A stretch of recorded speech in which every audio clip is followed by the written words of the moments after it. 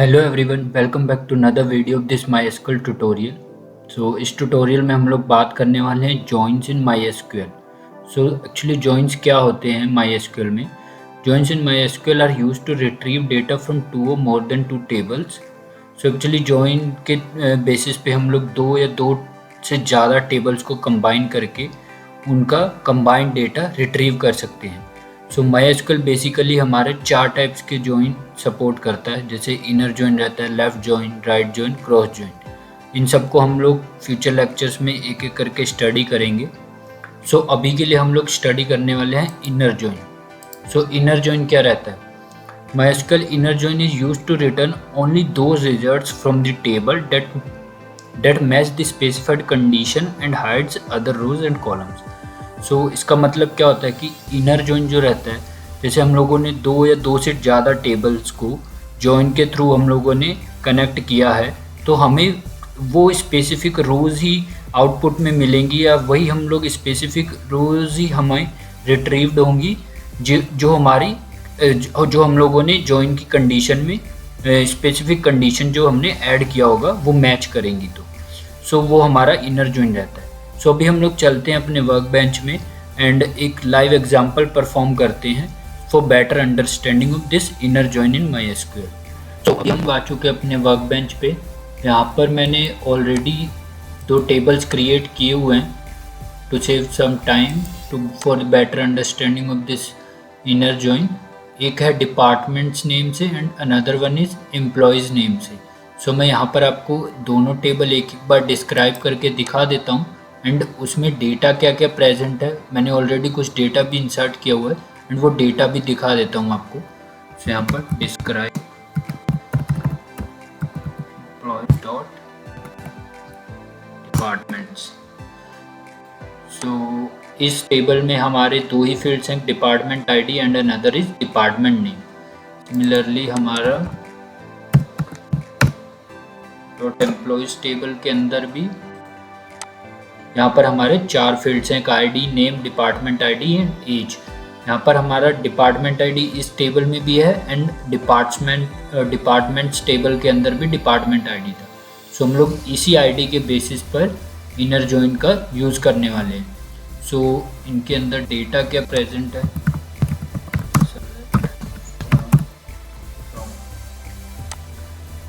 हमारे employees table के अंदर कुछ 10 to 11 रिकॉर्ड्स प्रेजेंट है, जिसमें नेम है, डिपार्टमेंट आईडी एंड एज है। एंड हमारे डिपार्टमेंट्स टेबल के अंदर भी कुछ डेटा प्रेजेंट है। यहाँ पर मैंने 5 डिपार्टमेंट्स बनाए हुए हैं, engineering, marketing, sales, design and test, and उनका आईडी ये रहा। अभी यहाँ पर हम लोग एक इनर जॉइन का क्वेरी लिखने वाले हैं जो हमारे दोनों टेबल्स को जॉइन करके हमें डेटा रिट्रीव करने में हेल्प करेगा।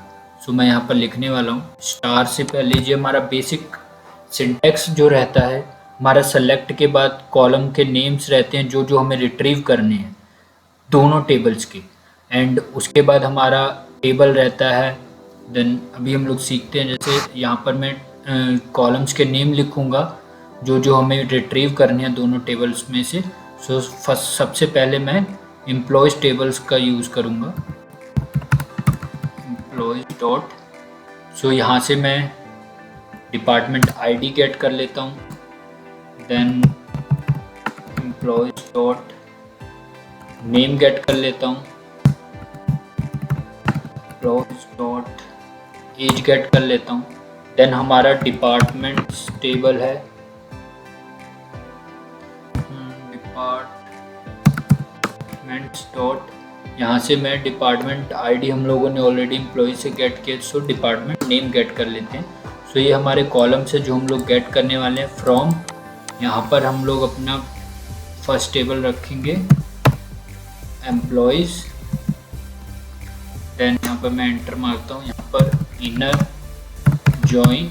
यहाँ पर आपको इनर जॉइन की जगह अगर सिंपली जॉइन भी लिखेंगे तो वो भी एज अ इनर जॉइन ही कंसिडर किया जाता है, इनर जॉइन। देन हमारे टेबल 2 सेकेंड टेबल का नेम जो कि हमारा है एम्प्लॉय डॉट डिपार्टमेंट्स देन यहाँ पर हमारा ऑन एक स्टेटमेंट रहेगा एंड उस ऑन के बाद हमारा कंडीशन रहेगा जिसके बेसिस पे हम दोनों टेबल्स को ज्वाइन करके डेटा रिट्रीव करने वाले हैं। सो यहाँ पर मैंने आपको ऑलरेडी बताया था कि हम लोग डिपार्टमेंट आईडी कॉलम का यूज़ करने वाले हैं दोनों टेबल से। सो यहाँ पर मैं लिखता हूँ employees dot department ID equals to departments dot department ID. So ये क्वेरी है, ये हमारा बेसिक सिंटैक्स रहता है जो कि हमारा दो टेबल्स के ज्वाइन में यूज़ होता है। सिमिलर वे से हम लोग तीन टेबल्स का भी ज्वाइन लगा सकते हैं। सो अभी यहाँ पर हम लोग दो टेबल्स का देख रहे हैं। सो सेलेक्ट स्टेटमेंट रहता है, देन हमारे कॉलम्स के नेम रहते हैं दोनों टेबल्स में से जो जो हम लोगों ने रिट्रीव करना है। देन हमारा फर्स्ट टेबल का नेम रहता है, देन हमारा इनर जॉइन स्टेटमेंट रहता है, उसके बाद हमारा second table name, then on statement, then हमारा कंडीशन जिसके बेसिस पे हम लोग डेटा रिट्रीव करने वाले हैं। सो मैं इसे एग्जीक्यूट करता हूँ।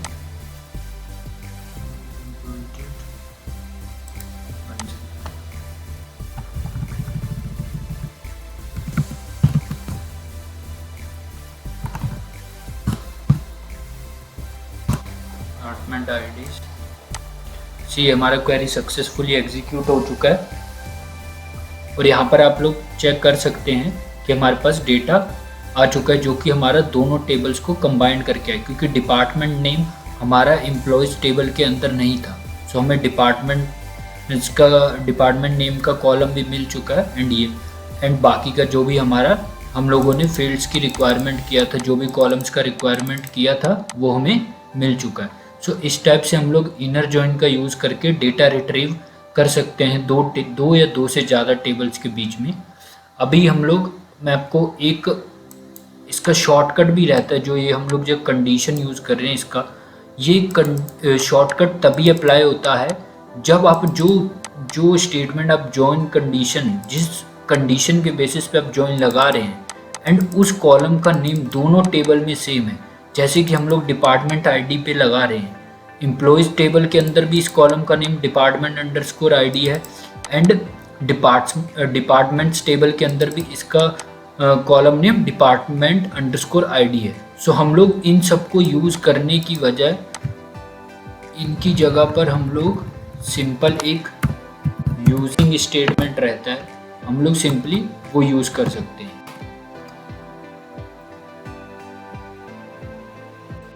सो यहाँ पर हमारा ऑन नहीं रहेगा, सो यहाँ पर हमारा यूजिंग रहेगा खाली। सो ये क्या करेगा, यूजिंग मतलब कि दोनों टेबल्स के अंदर हमारा ये कॉलम का नेम सेम है जिसके बेसिस पे हम लोग जॉइन लगाना चाह रहे हैं या जिसे हम जॉइन कंडीशन में यूज़ करना चाह रहे हैं, तो हम लोग यूजिंग स्टेटमेंट का यूज़ करेंगे। अभी मैं इसे एग्जीक्यूट करता हूँ।